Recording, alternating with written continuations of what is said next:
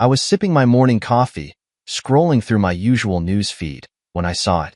A bold, unapologetic post from my wife, Laura, moving to Thailand with my new man, starting fresh.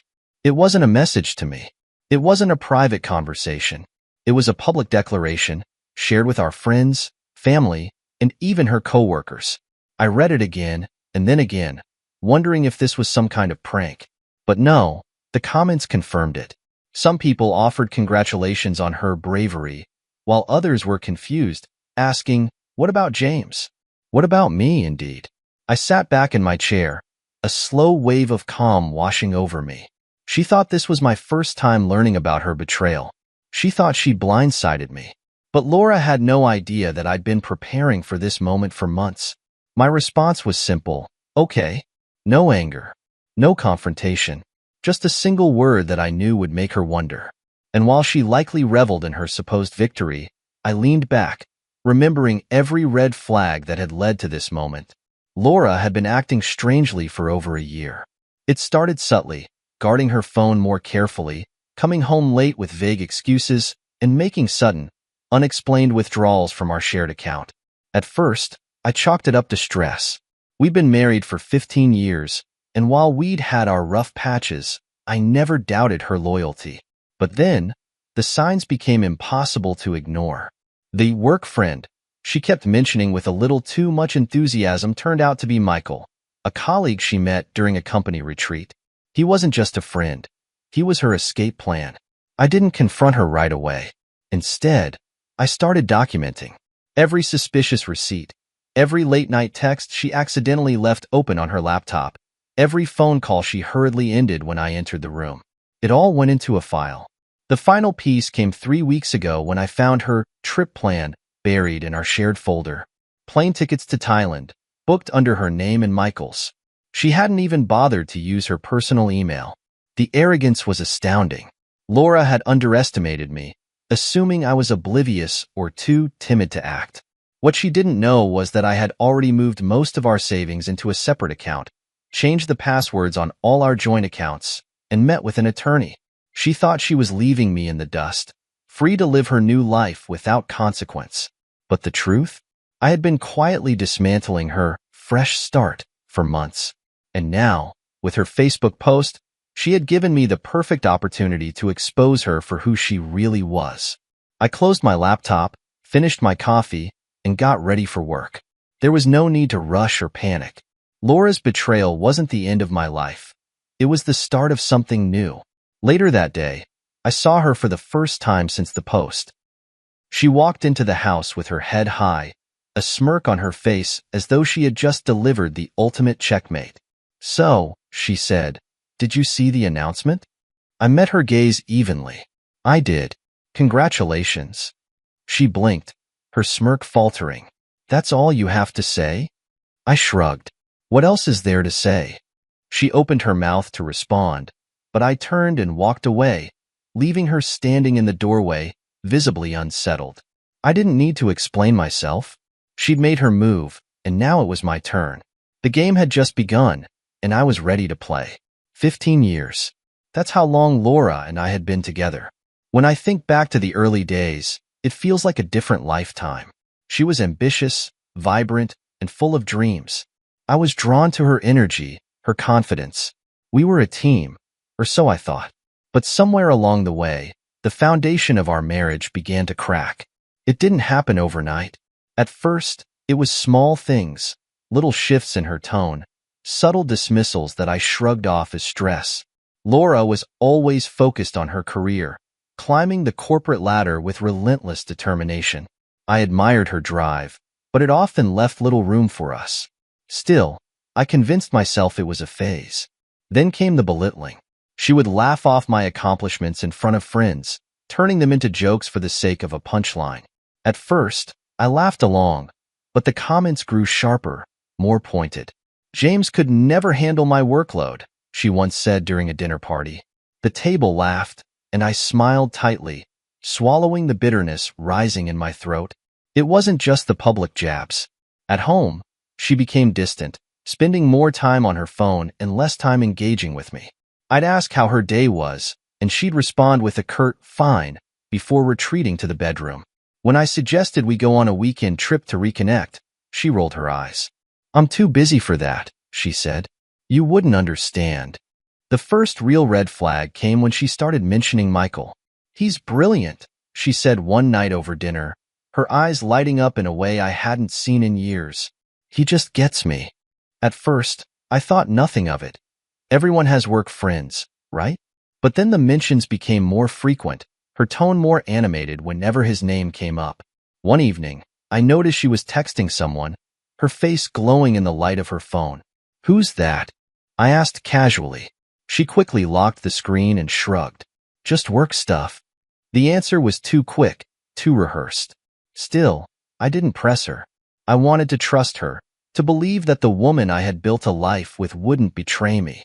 But the doubt lingered, gnawing at the edges of my mind. It was my best friend, Alex, who finally said what I couldn't bring myself to admit. We were having a beer on his porch when he looked me square in the eye and said, "James, something's off. You know it, and I know it." I tried to brush it off, but Alex wasn't having it. "Listen, man, I'm not trying to cause trouble, but you deserve to know the truth. If something's going on, you need to find out." His words stayed with me long after I left. That night, as Laura slept soundly beside me, I stared at the ceiling, replaying the past few months in my head. The late nights, the guarded phone, the unexplained withdrawals from our joint account. It all added up to something I could no longer ignore. That's when I made the decision to investigate. Quietly, methodically, I began piecing together the puzzle. I started with her phone. While she was in the shower one morning, I noticed she'd left it unlocked on the kitchen counter. My hands trembled as I scrolled through her messages, but the truth was undeniable. Flirty texts, late-night exchanges, and plans for business trips that had nothing to do with work. It was all there. But I didn't confront her. Not yet. Instead, I started documenting everything. I took screenshots of the texts, printed out her email exchanges, and even downloaded her recent bank statements. The receipts didn't lie. Expensive dinners, hotel stays, and plane tickets, all charged to our shared account. I also began watching her more closely. Her late-night meetings became more frequent, and she started coming home with expensive items she couldn't explain. "It's just a little treat for myself," she'd say with a dismissive wave when I asked about the new designer bag or jewelry. Meanwhile, she grew more critical of me, accusing me of being boring or too predictable. Her disdain fueled my determination. I wasn't going to let her walk all over me, not without a fight. By the time Laura made her Facebook announcement, I wasn't surprised. Hurt, yes, but not surprised. I had already seen her plans for Thailand, her messages to Michael detailing their new life together. What she didn't realize was that I had been planning too. I hadn't just been gathering evidence. I had been preparing for the moment when I could take control. Laura thought she was pulling the rug out from under me, but in reality, I was the one holding the strings. As I watched her bask in the attention from her Facebook post, I felt a strange sense of relief. The cracks in our marriage were no longer hidden. They were out in the open for everyone to see. Now, it was time to see how she liked standing on shaky ground. The morning after Laura's Facebook post, I made breakfast as if nothing had happened. Bacon sizzling, coffee brewing, the smell of freshly toasted bread wafting through the air. I heard her footsteps behind me and turned, smiling as she entered the kitchen. "Morning," she said, her voice unusually cheerful.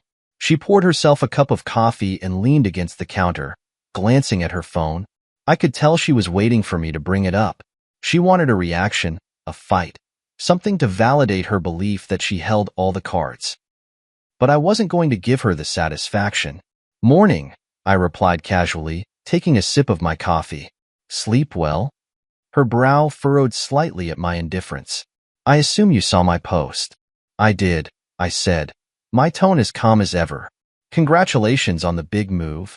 Her jaw tightened, the cheerful facade cracking. "That's it? That's all you have to say?" "What else is there to say?" I asked, meeting her gaze. "You've clearly made up your mind." She opened her mouth to respond but closed it again, unsure of how to handle my lack of emotion. I could see the gears turning in her head, trying to figure out why I wasn't reacting the way she expected. After breakfast, she began packing her things, humming to herself as though this was just another step in her grand adventure. I watched her from the living room, hiding my amusement as she carelessly stuffed designer clothes and expensive shoes into suitcases. Her confidence was almost impressive. When she finally emerged, dragging 2 suitcases behind her, she announced, "I'll need access to our savings. Starting fresh isn't cheap, you know?" I set down my book and looked at her. "You might want to check your accounts before making plans." Her confident smirk wavered. "What do you mean?" "I mean," I said, standing up and walking over to her, "that I've been keeping track of your little spending sprees. And as of last week, all shared accounts have been closed. The money is secure. You won't be touching it." Her face turned a deep shade of red.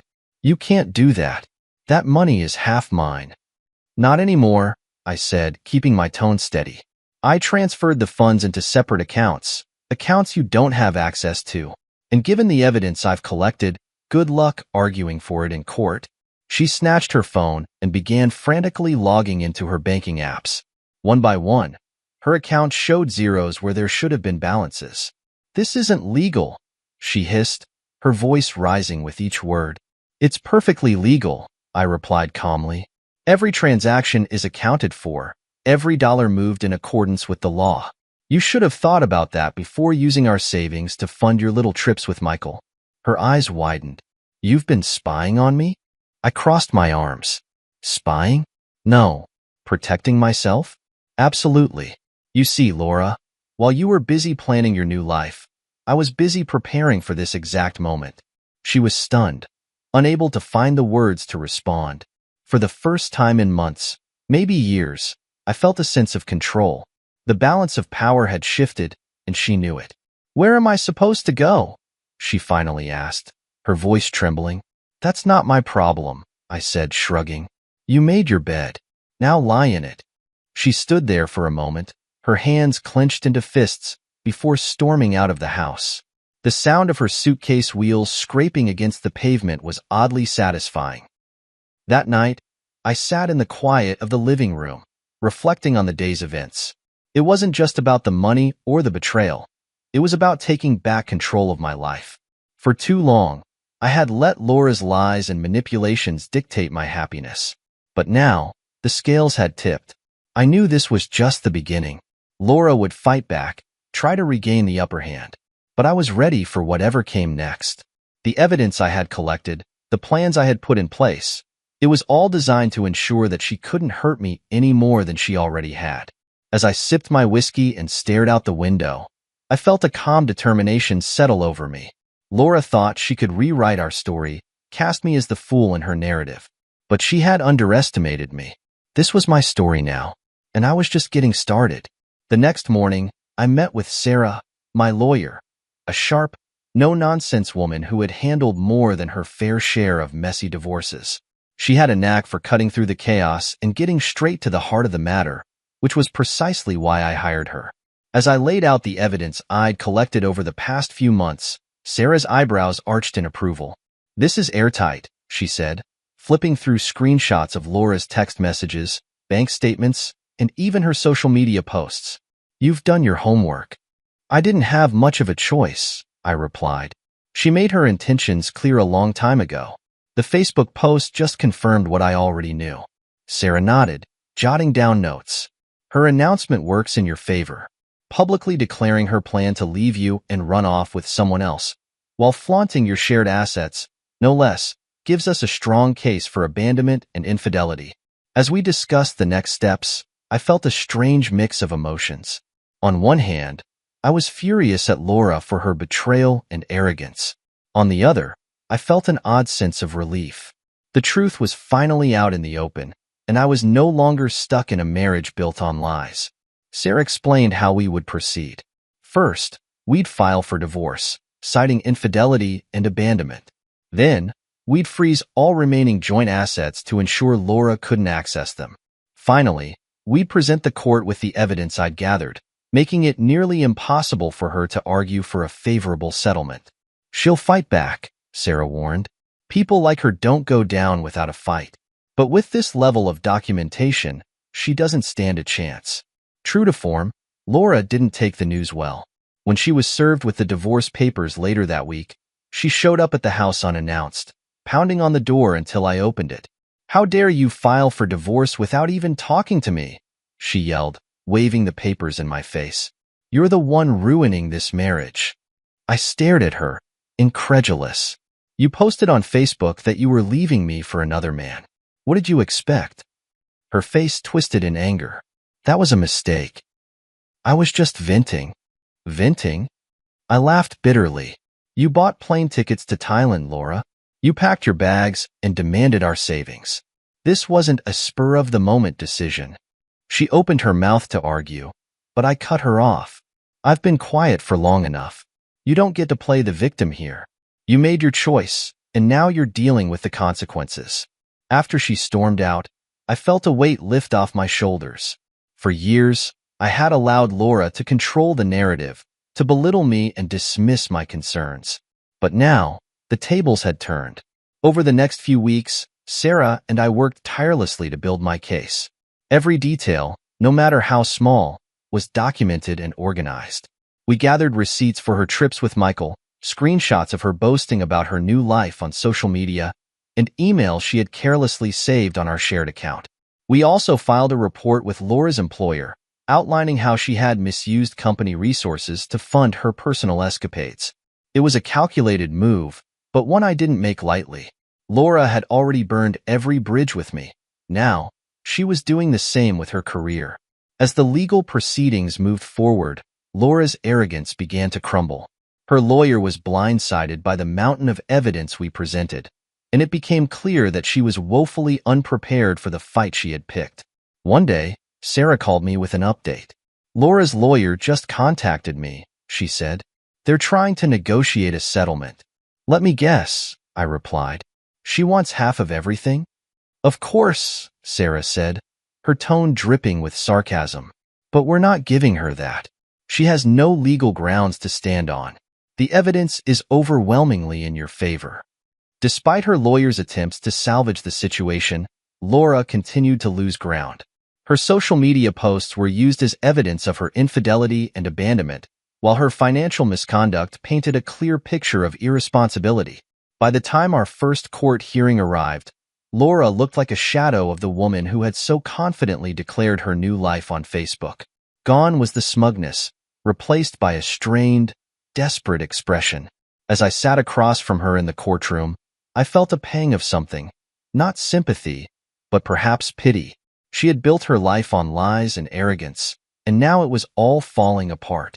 But I reminded myself that this was her doing. She had made her choices, and now she had to live with the consequences.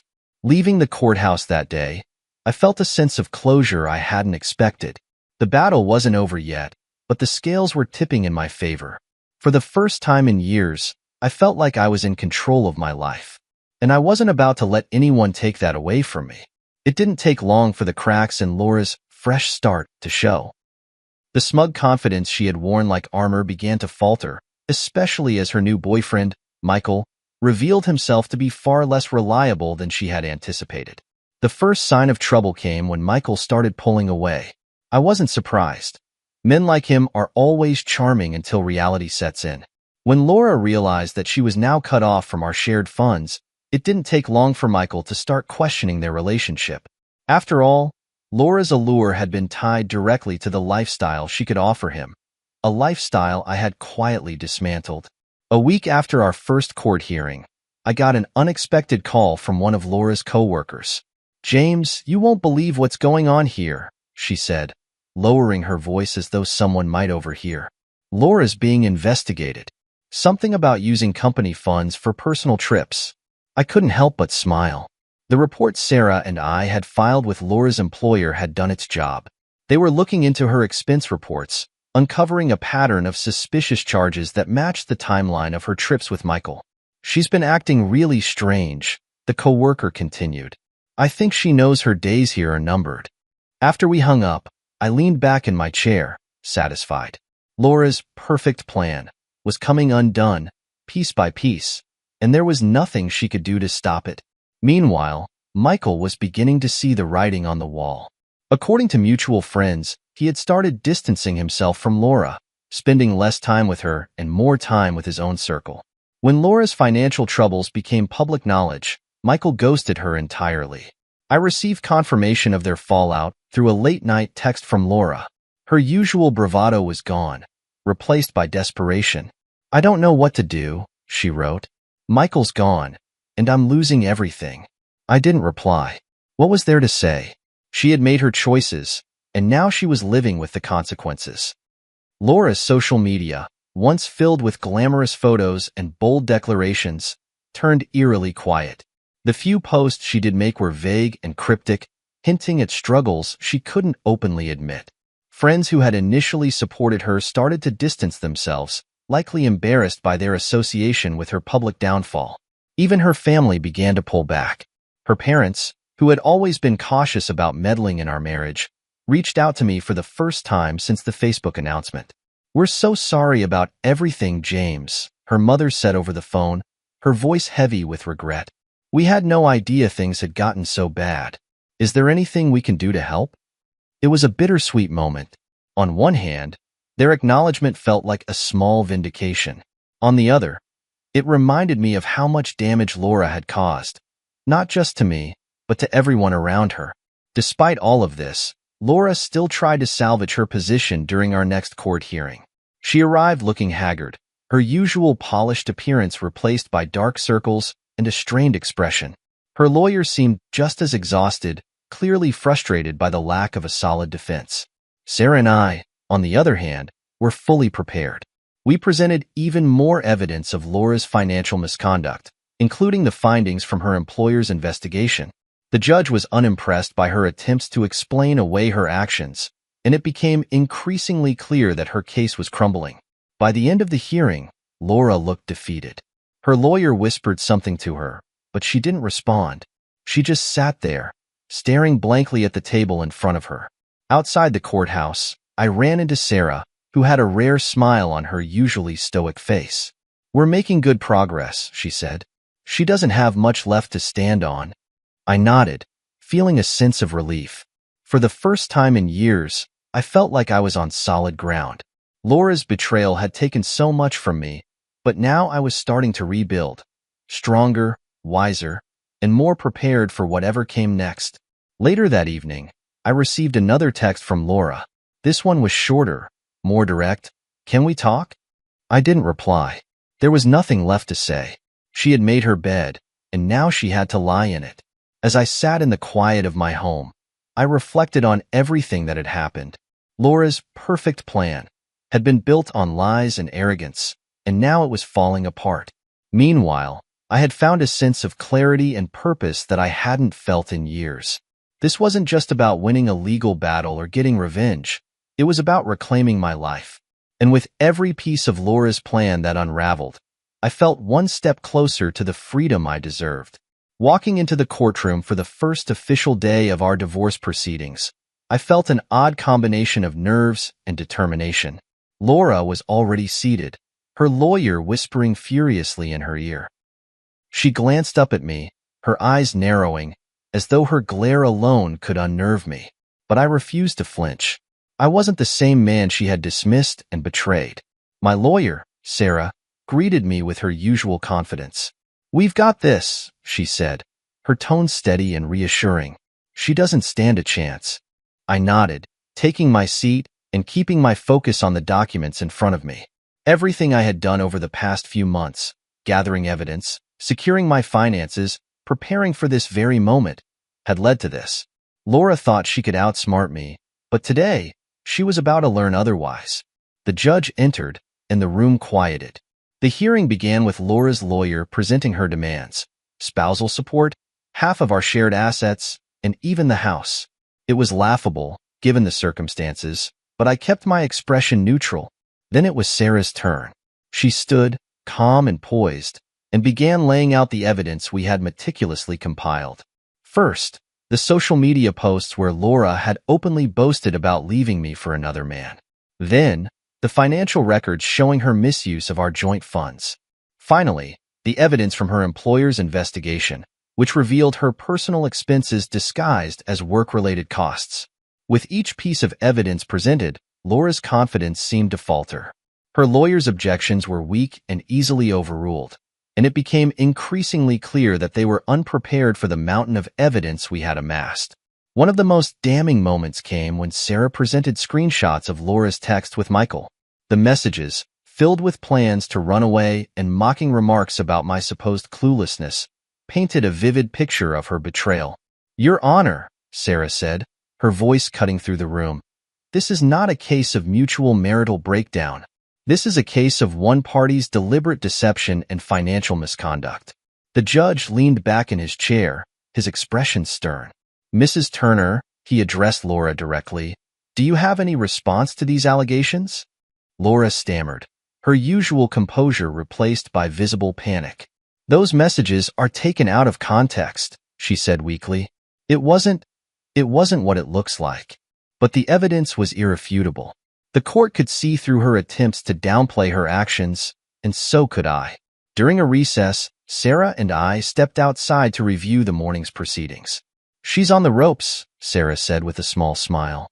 "Her lawyer is scrambling to keep up." "What happens next?" I asked, my voice steady but curious. "Next, we finalize the division of assets," she explained. "Given the evidence, we have a strong case for you retaining the majority of the marital property. And as for spousal support, well, let's just say she shouldn't get her hopes up." I nodded, feeling a sense of relief. For months, I had worried about how this would all play out. But now, it was clear that the truth was on my side.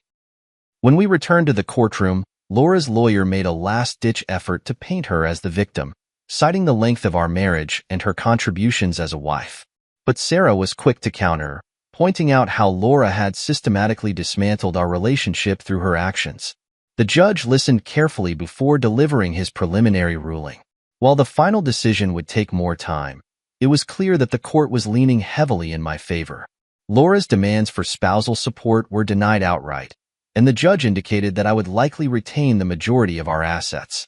As the session ended, I caught a glimpse of Laura's face. Her cheeks flushed with embarrassment, her eyes filled with a mixture of anger and defeat. It was a far cry from the smug confidence she had displayed in the months leading up to this moment. That evening, I returned home and sat in the quiet of my living room, reflecting on the day's events. It wasn't just about winning in court. It was about reclaiming my dignity and standing up for myself after years of being belittled and dismissed. Laura's downfall was a direct result of her own actions, and while part of me felt vindicated, another part felt nothing. She had become a stranger to me, someone I no longer recognized. And now, I was finally free to move forward without her shadow looming over me. The divorce proceedings were far from over, but the tide had turned. Laura's perfect facade had cracked, and the truth was spilling out for everyone to see. I didn't need revenge, I just needed justice. And with Sarah by my side, I knew I was well on my way to getting it. When I walked into the courtroom for the next hearing, I carried an unfamiliar sense of calm. The evidence we presented was like a storm that had swept through Laura's world, leaving her scrambling to hold on to the pieces.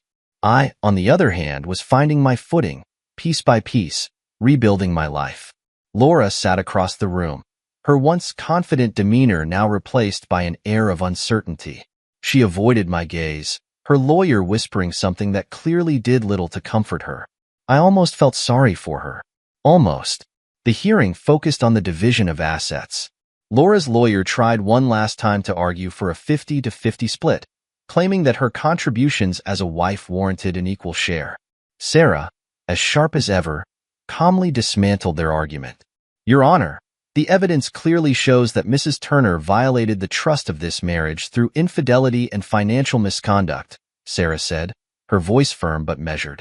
"Not only did she use joint funds for personal gain, but she also demonstrated a blatant disregard for her marital obligations by abandoning the household." The judge nodded, his expression unreadable but attentive. Sarah continued, presenting a detailed breakdown of our finances.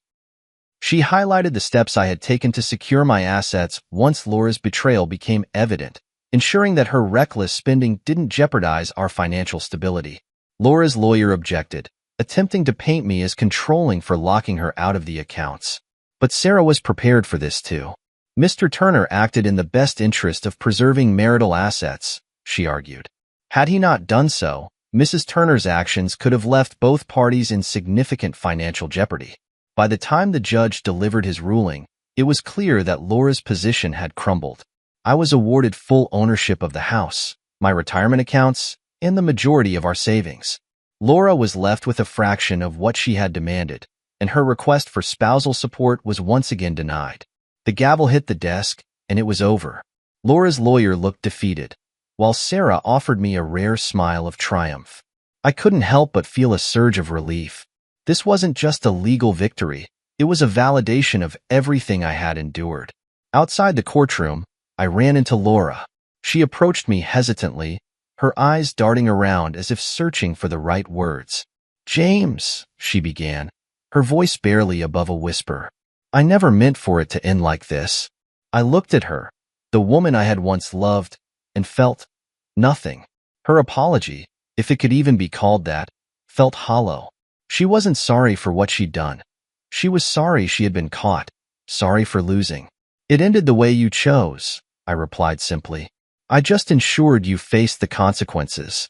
She opened her mouth to respond, but I turned and walked away before she could say another word. There was nothing left to say. In the weeks following the final ruling, I found myself adjusting to a new rhythm of life. The house, once filled with tension and arguments, now felt like a sanctuary. I redecorated, clearing out reminders of our past and replacing them with things that brought me peace. Friends who had distanced themselves during the turmoil started reaching out, offering their support and encouragement. My best friend, Alex, even surprised me with tickets to a weekend fishing trip, a chance to unwind and reconnect with myself. "You've earned this," Alex said as we sat by the lake, the sun setting over the water. "She thought she'd break you, but look at you now. You're stronger than ever." Meanwhile, Laura's life continued to unravel.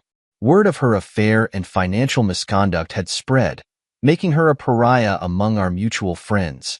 Her company's investigation resulted in her termination, leaving her struggling to find work in her field. I heard through the grapevine that Michael had moved on, ghosting her once it became clear that she no longer had access to the lifestyle he had enjoyed. The same friends who had once cheered on her fresh start were now avoiding her calls, unwilling to be associated with her downfall. As I sat in the quiet of my home one evening, I reflected on everything that had happened. The betrayal, the heartbreak, the legal battle. It had all been a test of my resilience. And though it hadn't been easy, I had come out the other side stronger and more certain of who I was. Laura had thought she could destroy me, but instead, she had given me the chance to rebuild. Her perfect plan had failed, and now, I was free to write the next chapter of my life on my own terms. For the first time in years, I felt truly at peace. With the chaos of the divorce behind me, I found myself with an unexpected gift: time. Time to think, time to heal, and time to decide what kind of man I wanted to be moving forward. Laura's betrayal had left scars, but it also ignited something inside me, a determination to make my experience mean something. It started small. One evening, while scrolling aimlessly online, I stumbled across a forum for people dealing with infidelity and betrayal. The stories I read were heartbreaking, yet strangely familiar. People shared their pain, confusion, and anger, often with a sense of hopelessness that hit close to home. I realized that I had something to offer, something more than just advice. I had a story of survival, a blueprint for how to reclaim control. My first post was simple. I was blindsided by my wife's betrayal, but here's how I turned it around. I detailed the steps I had taken, from documenting evidence to securing my finances and working with a lawyer. I didn't sugarcoat the emotional toll or pretend it was easy, but I focused on the importance of staying calm and strategic. The response was overwhelming.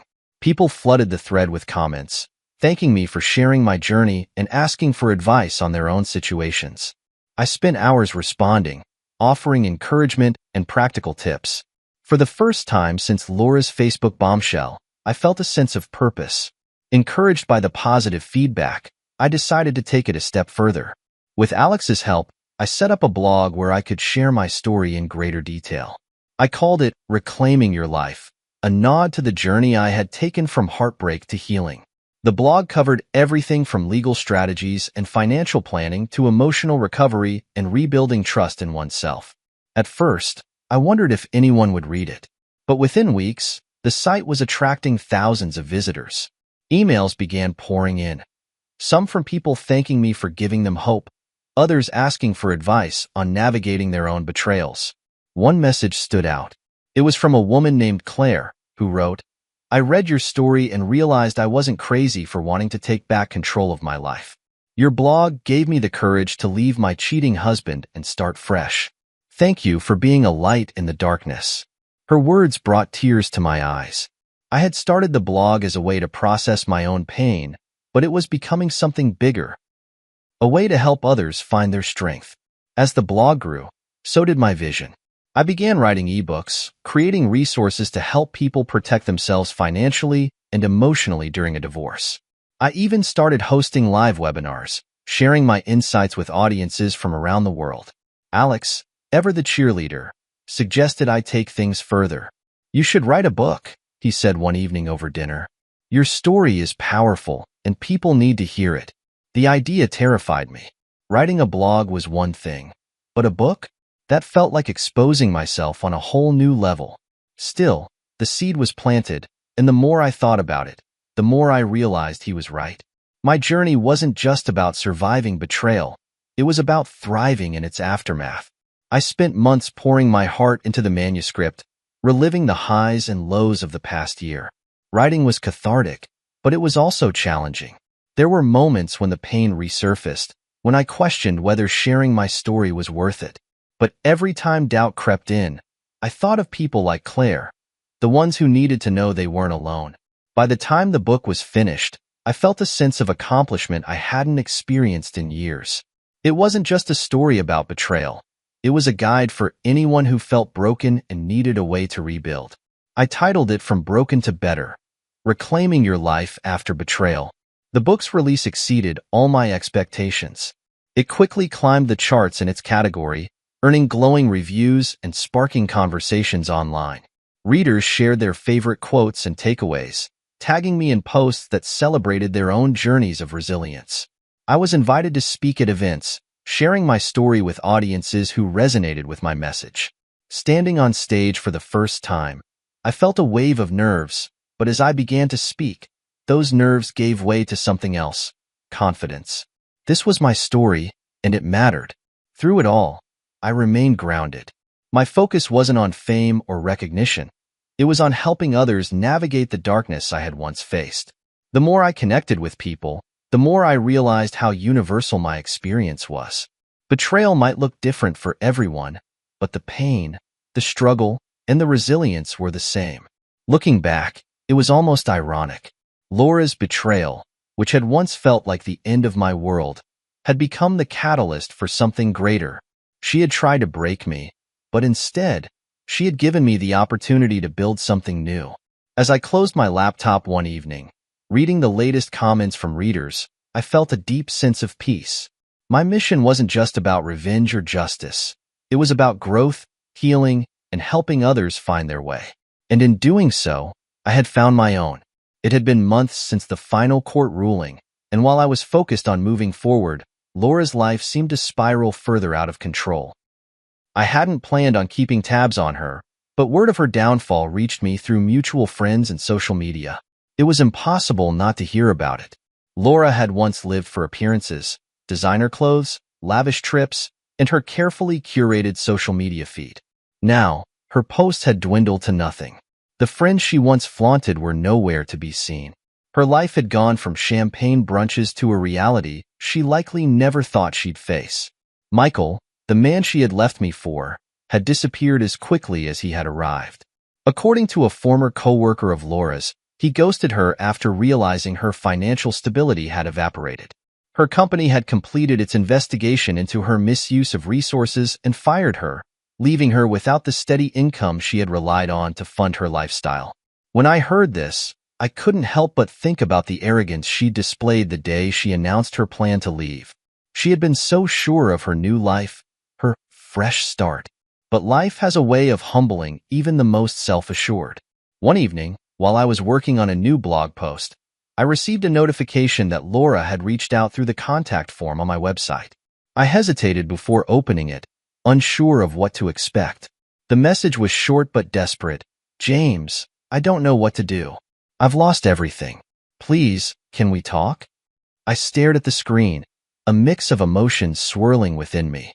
Part of me felt pity for her. After all, we had shared 15 years of our lives together. But another part of me, the part that remembered her betrayal and the pain she had caused, felt nothing but resolve. I closed the message without replying. She had made her choices, and now she was facing the consequences. A few days later, I ran into Alex, who filled me in on more of Laura's struggles.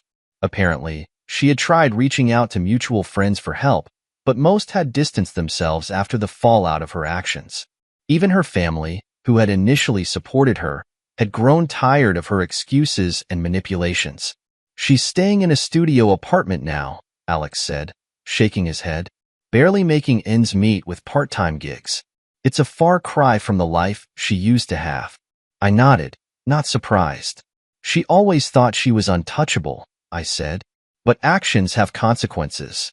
Alex gave me a look, half pity and half approval. "You're better off without her, man. You've built something incredible from the ashes she left behind." Despite her attempts to reach out, I maintained my silence. I wasn't interested in reopening old wounds or giving her a platform to manipulate me. My focus was on the life I was building, a life free from her shadow. Still, her collapse served as a reminder of how far I had come. She had tried to tear me down, but instead, she had unraveled her own life. Her downfall wasn't my doing. It was the natural consequence of her choices. A mutual acquaintance later mentioned that Laura had sought therapy, trying to piece her life back together. While I didn't wish her harm, I couldn't bring myself to feel much sympathy either. Therapy was something she should have sought years ago, before her betrayal had destroyed everything we had built. As for Michael, he had moved on to someone else, leaving behind a trail of broken promises. I didn't care enough to dig deeper into his life, but I heard through the grapevine that his new relationship was already on rocky ground. One day, as I was organizing some old files, I came across a photo of Laura and me from our wedding day. I stared at it for a moment, remembering the hopes and dreams we had shared back then. It felt like a lifetime ago, a different world entirely. I placed the photo in a box labeled Past and closed it. Laura's downfall wasn't my concern anymore. I had given her too much of my time, my energy, and my heart. It was time to let go completely. That evening, I sat on my porch, watching the sunset with a glass of whiskey in hand. The air was cool, the kind of crispness that signals a new season approaching. As I reflected on everything that had happened, I felt a sense of closure. Laura's collapse wasn't something I celebrated, but it was a reminder that integrity and resilience matter. While she had lost everything, I had gained a new sense of purpose and direction. Life had a way of balancing the scales, I realized. And while Laura was left to pick up the pieces of her shattered life, I was free to embrace the future, a future built on strength, honesty, and a newfound appreciation for the person I had become. A year had passed since Laura's dramatic Facebook announcement. It felt like a lifetime ago, a chapter in a book I had long since closed. My life now bore no resemblance to the chaos and betrayal I had endured. I was finally free of her lies, her games, and the weight of a marriage that had become more of a burden than a partnership. The blog I had started, initially as a way to process my pain, had grown beyond anything I could have imagined. It was no longer just a collection of my thoughts, but a thriving community of people sharing their stories, learning from each other, and finding strength in solidarity. The comments and messages I received daily were a reminder that I had turned my darkest days into something meaningful. One morning, while sipping coffee on my porch, I received an email from a publishing company. They wanted to turn my blog into a book. It was surreal, seeing their proposal laid out so professionally. They believed my story and the lessons I had learned could help even more people. After a moment of reflection, I decided to go for it. The process of writing the book was cathartic. I revisited old wounds, relived painful memories, and documented my journey from betrayal to resilience. But it wasn't just about me. It was about showing others that healing was possible, that betrayal didn't have to define their future. The book, From Broken to Better, Reclaiming Your Life After Betrayal, was published 6 months later. It became an unexpected success, resonating with readers around the world. I was invited to speak at conferences, share my story on podcasts, and even consult with organizations on how to support individuals going through personal crises. As I built my new career, I also focused on personal growth. I reconnected with old hobbies I had abandoned during my marriage. I took up photography, capturing the beauty of everyday moments.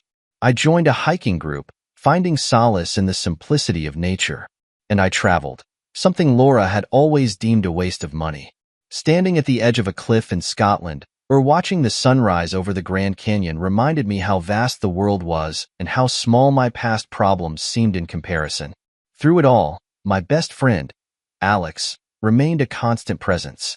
He was the one who had pushed me to share my story in the first place, and he never missed an opportunity to remind me of how far I had come. "You turned the worst thing that ever happened to you into something amazing," he said one evening. "Not everyone can do that." Laura, on the other hand, had faded into obscurity. I occasionally heard updates from mutual acquaintances, how she was struggling to find stable work, how she had been forced to move back in with her parents, how Michael had abandoned her entirely. While I didn't revel in her misery, I couldn't deny the sense of vindication I felt. One day, I received a letter from her. I debated whether to open it, but eventually decided to see what she had to say. The letter was an apology, full of regret and self-pity, detailing how she had lost everything and how she wished she could undo the past. I folded the letter and placed it in a drawer, unread after the first few lines. Her apology was too late, and it wasn't my responsibility to offer her closure. I had moved on, and I wasn't about to let her drag me back into her chaos. My true fresh start came when I met someone new. Her name was Emma, and she was nothing like Laura. She was kind, empathetic, and fiercely independent. We met at one of my speaking events, where she approached me afterward to thank me for sharing my story. Our connection was instant, but I took things slow, cautious not to repeat past mistakes. Emma understood my hesitation and never pressured me. Over time, she showed me that not all relationships were built on deception. With her, I felt seen, valued, and respected in a way I hadn't in years. One evening, as Emma and I sat on the porch, watching the sunset, I reflected on how much my life had changed. I had gone from feeling broken and betrayed to finding a sense of purpose and joy I hadn't thought possible. The pain Laura had caused was still a part of my story, but it no longer defined me.